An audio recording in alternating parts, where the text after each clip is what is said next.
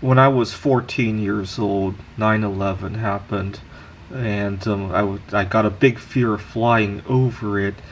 And just as I was starting to forget about 9/11, or at least the fears associated with 9/11, Columbia blew up, and I swore I was never going to fly again. And I kept that sentiment for 8 years. I didn't fly for 8 years.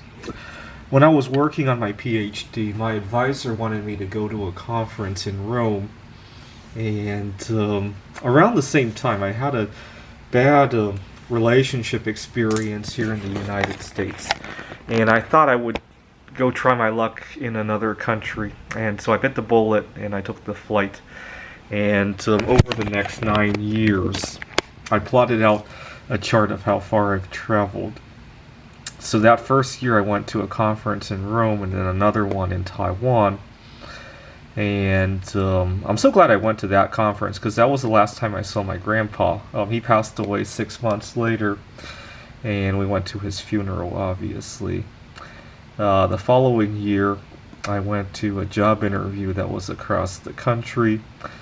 And then at one point, I took a few flights, not very far, but from where I was living in Pittsburgh up to go see my girlfriend in Rochester. Well, that's actually a little bit further than you would think because you usually have to fly through Detroit or New York. And then I started competing in the Computer Olympia. That's where I started to fly quite a bit. And at one point, it was only a side trip, but I also went out to see another girl in Warsaw, and so that's part of that. And last year I really went crazy of traveling because I thought my time as a single guy was coming to an end, and I wanted to wrap up everything I wanted to do. See, I call this time period, I actually gave a little bit of a nickname. I called it my single life grand finale.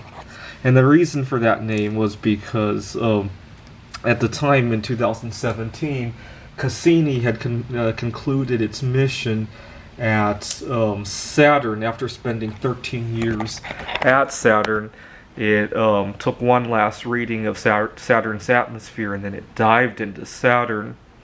And in my own life, I remember thinking that, well, at the time I've spent about 13 years like actively looking for my future wife, and now I just might crash into her, and my life as a single guy will be over. Because I didn't want to get a divorce. I didn't want to outlive her. She was almost a decade my junior. I definitely don't want to outlive her. And so I thought, this is it. It's over.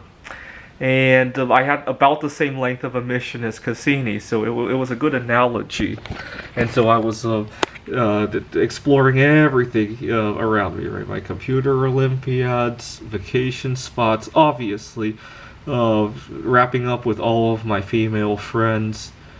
And then, unfortunately, our mission crashed because somebody decided to eat a bat, right?